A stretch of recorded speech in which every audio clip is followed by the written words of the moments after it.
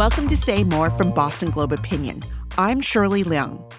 The Massachusetts lottery is kind of a big deal.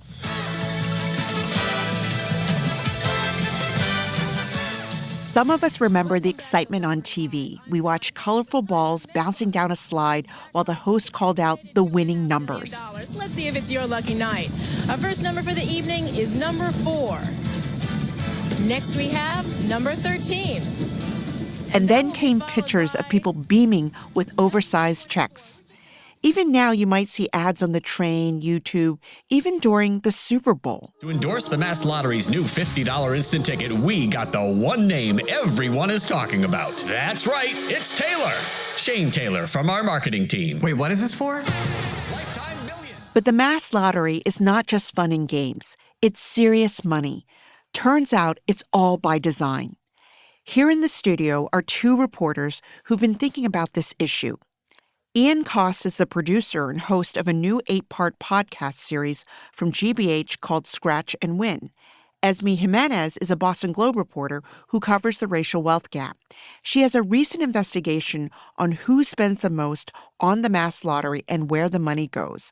Welcome, both of you. So glad to be here. Let's do this. Ian, in your new podcast, you start with the number 1,037.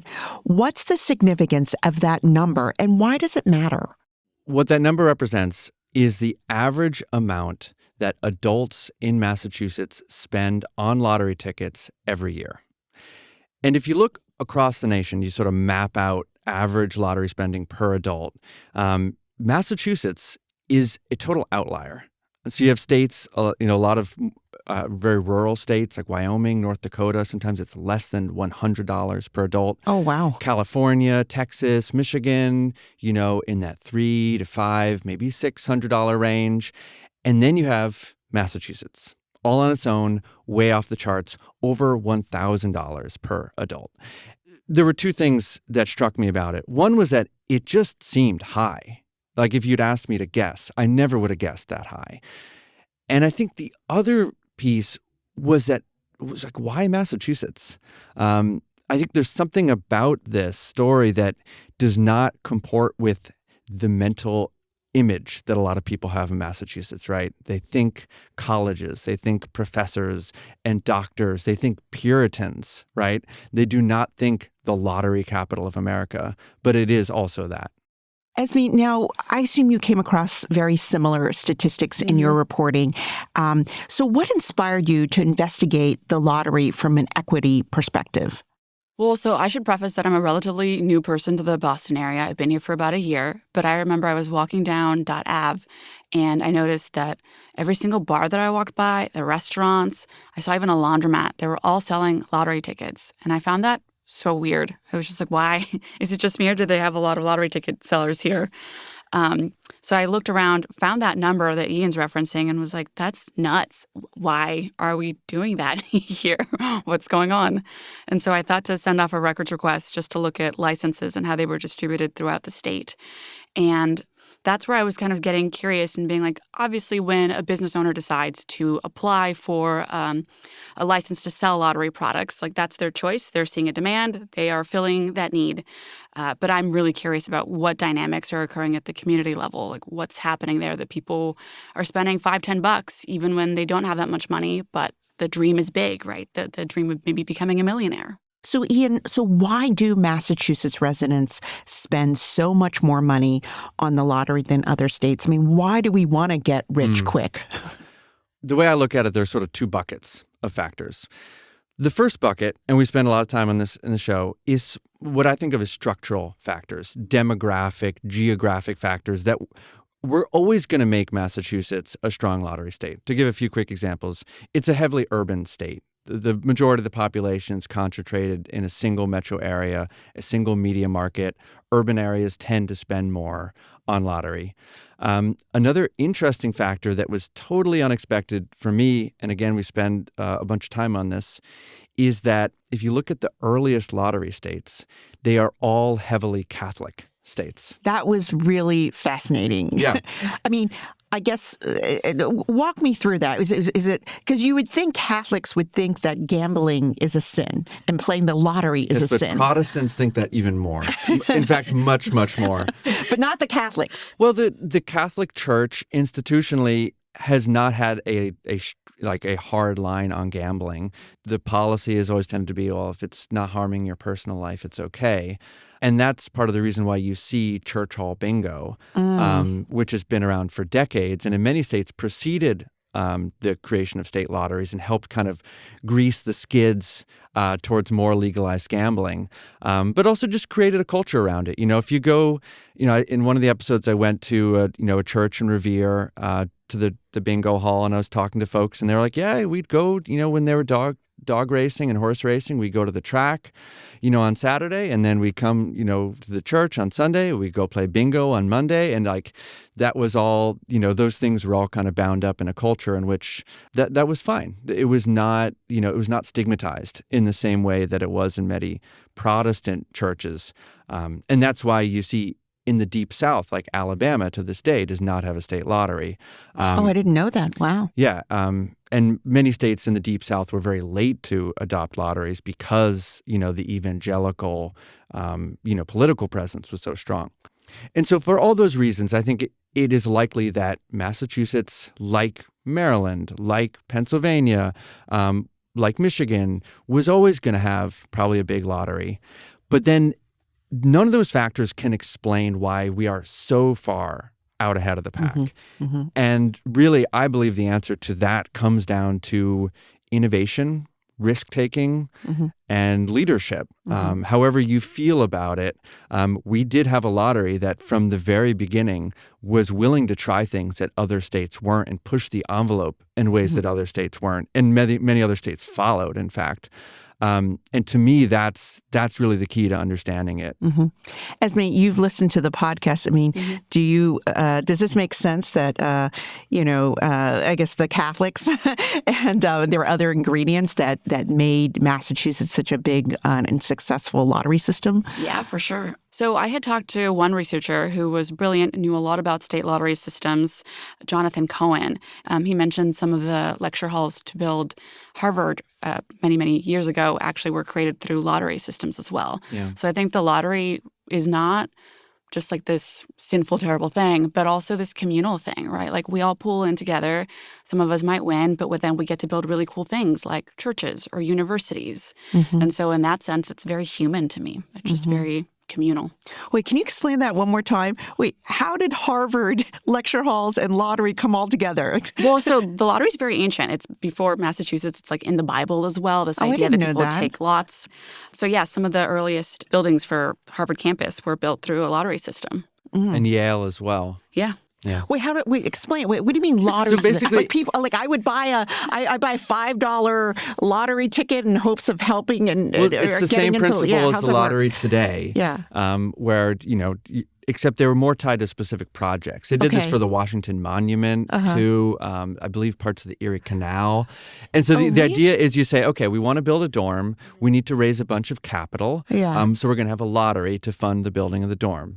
Tickets cost X amount. Right. And do it like a 50-50 raffle or something. Everybody pays you in. You get the lecture hall? What's the prize? The winner gets maybe half the pot or some percentage of the pot. Yeah. And then the other half of the pot goes to the public good. Oh, I get it. You know what? This is so interesting.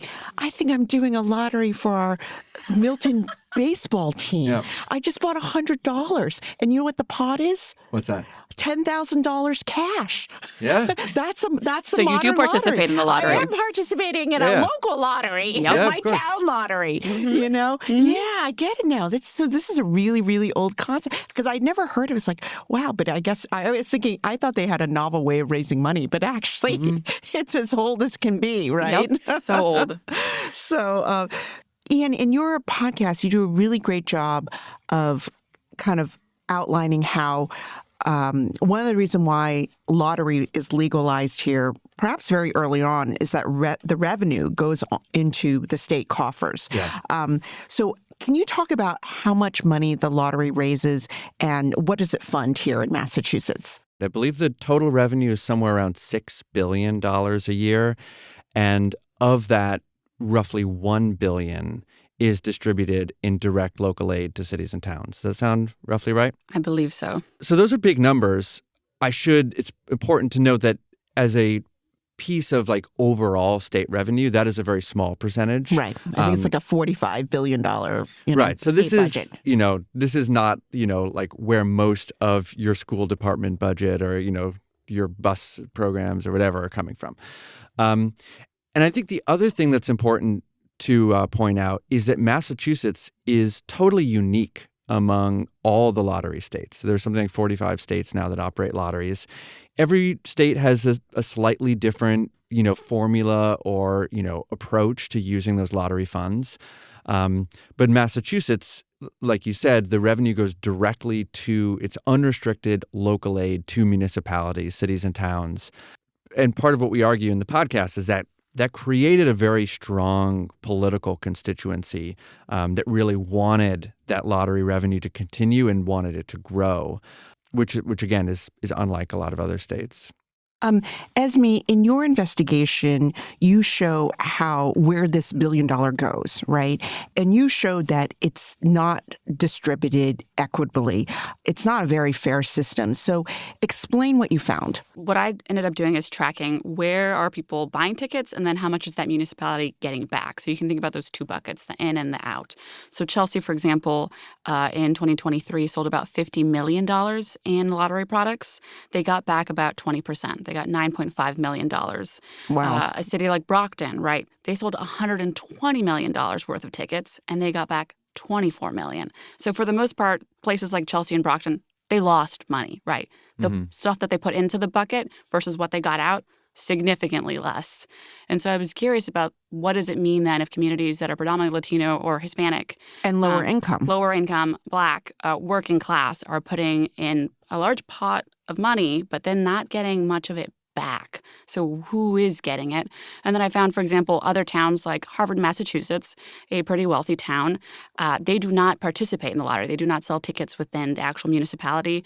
And they still got $2 million in aid in 2023 because of the formula that we have here in Massachusetts, which says all 351 municipalities get a cut of this big, giant pot. But if some people are putting in more into the pot than others, that's where I was curious, well, is that really fair? I mean, reading your story was pretty outrageous. I mean, it just seemed like, why can't the formula be if you put in if your residents of your town spend $50 million on lottery tickets, you should get $50 million in municipal aid back. And there are lawmakers have been trying to change the law, right? But it hasn't worked out that way, right? Yeah. Well, so there's a couple different arguments as well. One of the arguments that I often hear is just because someone is buying tickets in this specific municipality doesn't mean they're from that municipality. Oh, so I see. if you're, buying tickets in Chelsea because you just happen to work there, but you actually live in Dorchester, right? There might be that mismatch. There's also folks that maybe come down from New Hampshire and actually buy tickets across the border because they see the Massachusetts state lottery system is much more lucrative. They think their chances are better over here. So that's where it gets kind of tricky and you get into the weeds of being like, okay, so what is fair? And when we're talking about helping the most vulnerable communities, how are we defining vulnerable? Is it just looking at property values? Is it looking at whether there's kids getting free and reduced lunch in the schools? Is it looking at any number of factors to think about really who's the most needy in Massachusetts? And critics will say that the lottery system, it functions almost like a regressive tax, right, on the state's poorer residents. I mean, do you think that's a fair assessment, Ian? It's certainly regressive. I think the part of it that's debatable is whether you consider it a tax or not. I think proponents of lotteries, and I spoke to many of them in the course of the show, one that stands out, who we feature in the final episode, is Congressman Barney Frank, who, among many other issues, for many decades championed liberalizing gambling. And, his argument and others' argument is that this is more of like a libertarian issue of like, if people want to spend their money on gambling, they should, who are we, the state, to tell them how to spend their money? And if you think of it that way, and the state is able to collect a little bit of revenue off of it, just like the state collects revenue off of alcohol sales or cigarette sales, then that's a good thing. If you think of it as primarily a revenue source, and I think, to me, there's a difference between cigarettes and gambling in that the state operates a lottery. The state is actively promoting and putting up billboards and ads on the backs of buses, encouraging the growth of the lottery.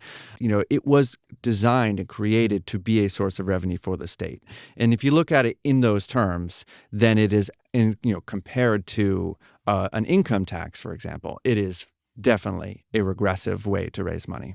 Esmy, what about you? Do you think it's a regressive tax? The better question, though, is asking, who are we willing to sacrifice in our community to make money for the rest of us, right? I think when we can legally debate what is a tax, what is not, according to what the statute says or specific philosophies around, it's someone's choice, right? And I grew up in a family where we did play lottery. I think we finally stopped playing lottery when I was in my 20s, once we lost lots of money. But I do remember a time my mom got $200, and we ate very well that day. We had our nicest dinner ever. So I totally get the desire, both personally, to want to gamble, and people have the right to decide how to spend their money, of course.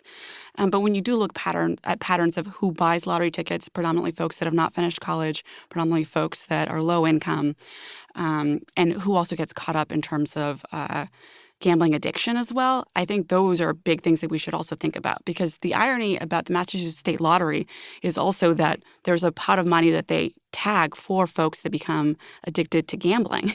And so part of those funds go right back. Right. And that's kind of fascinating, isn't it? That the thing that we use to make money for all of us is also the thing that makes some people become sick, and not that they need to look for help, actually, to break out of their addiction. Yeah.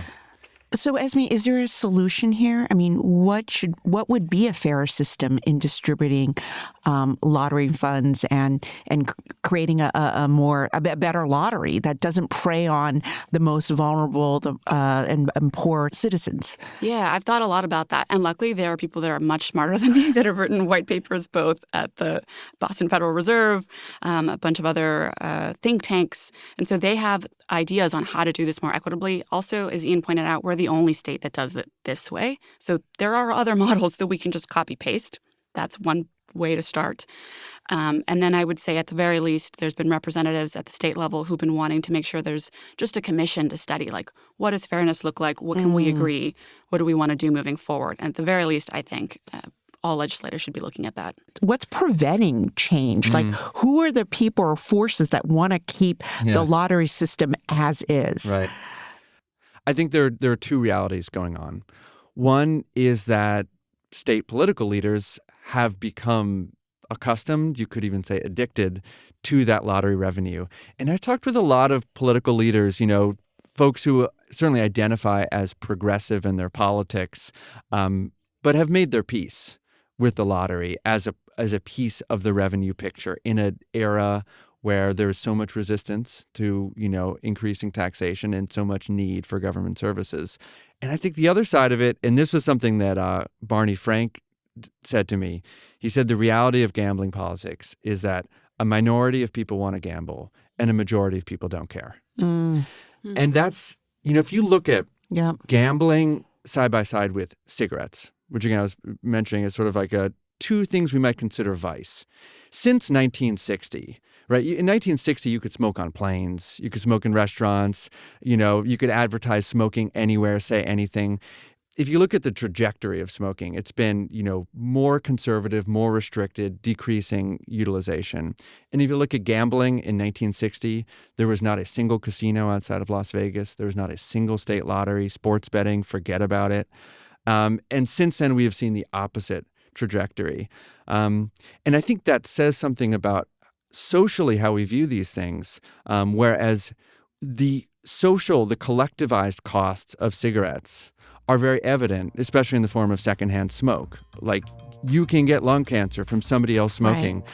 And I think that we look at the costs of gambling differently. More of my conversation with Ian and Esmy after a short break.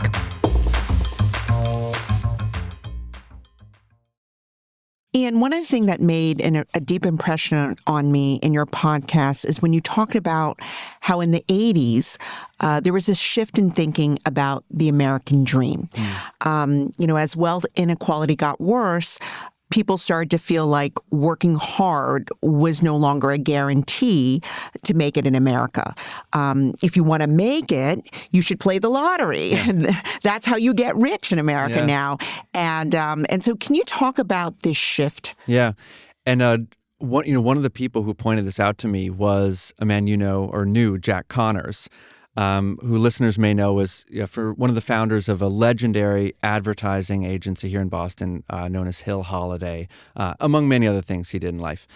And so Jack Connors, his firm had the lottery advertising contract in the 1980s. And the way he described it to me was that era was the first time in at least modern American history when the American dream was feeling out of reach. If you work hard, your children will do better than you, and their children will do better than them. That idea was faltering. Globalization, deindustrialization, wealth inequality, decreasing unions, all that stuff that, we know about the 1980s and 90s. And the way Connors put it to me was like, it was a good time for get rich quick. There was a striking figure I came across at one point that in 1984, Gallup did a poll about Americans and how they saw their economic opportunity. And 20% of Americans believed that the lottery was their best chance to get ahead. Wow. 20%. That's incredible. So I think that speaks to what you're describing. And that is the decade when we see state lottery revenue explode in Massachusetts, elsewhere. There's years, 1984 to 1985, Mass state lottery revenue increased by 100%. Like it doubled from one year to the next year.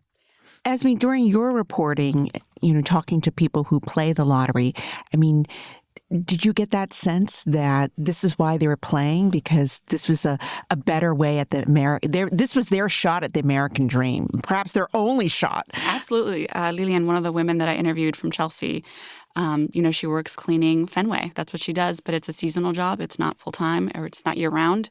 And I was like, what would you do if you won $1 million? And she was like, shoot, I'd buy a house. I'd be able to stay in Chelsea. I've moved. I have 4 kids. The rent is very expensive. If I could have a house, that would change everything. So it's not like people are thinking oh, I'm getting a mega yacht. Right. They're like, I just want a home. Wow. I want to be able to stay. Wow.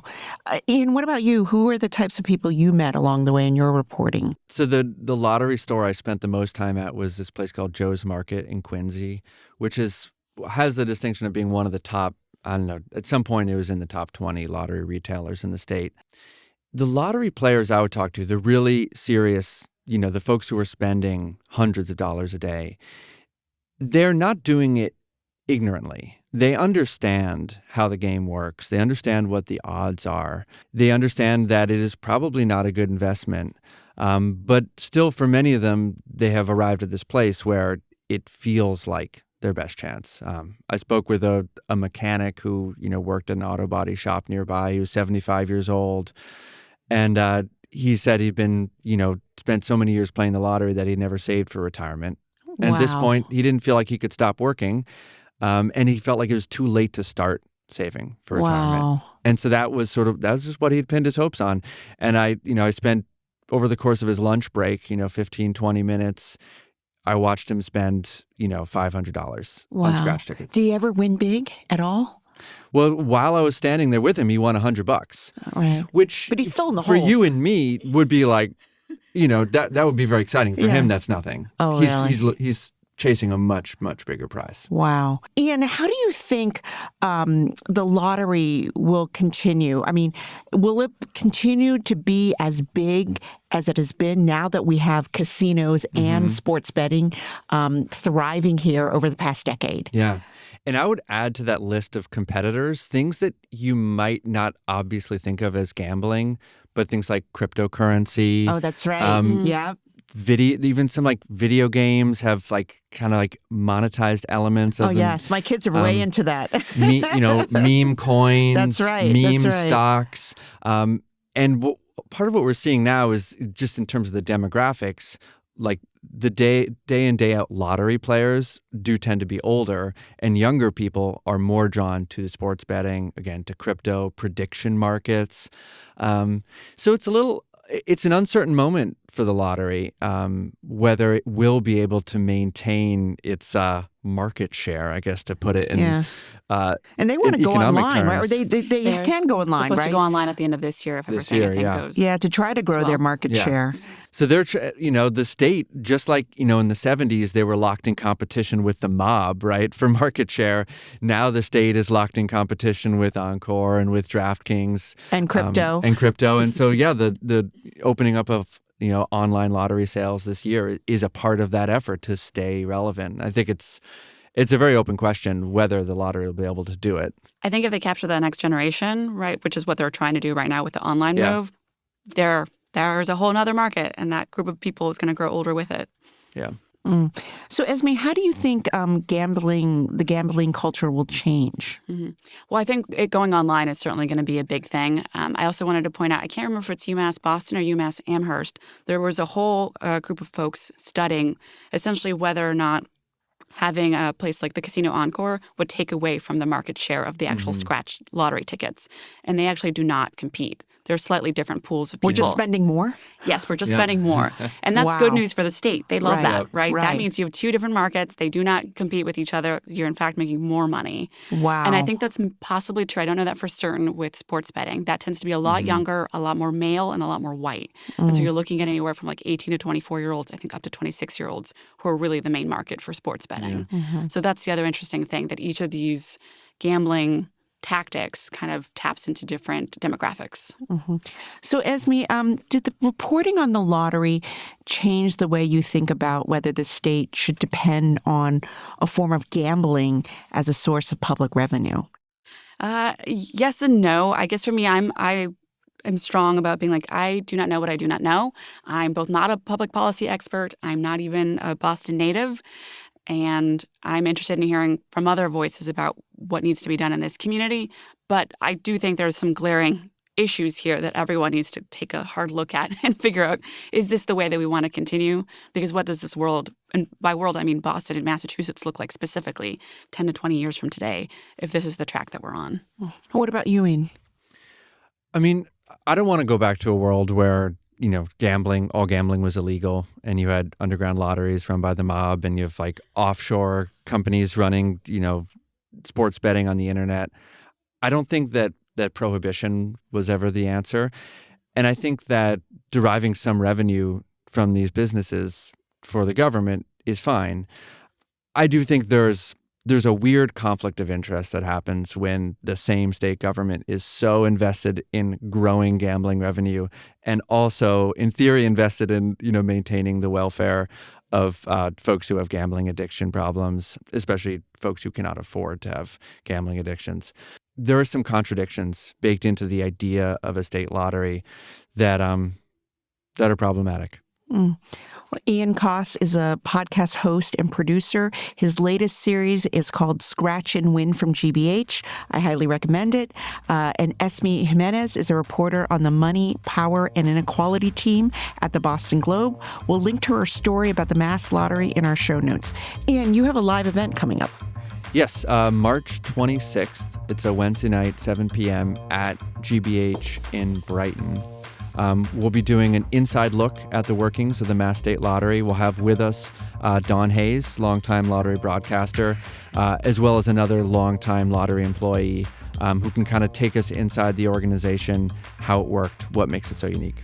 You can find more information at wgbh.org/events. Again, it's March 26th. Say More is a production of the Boston Globe.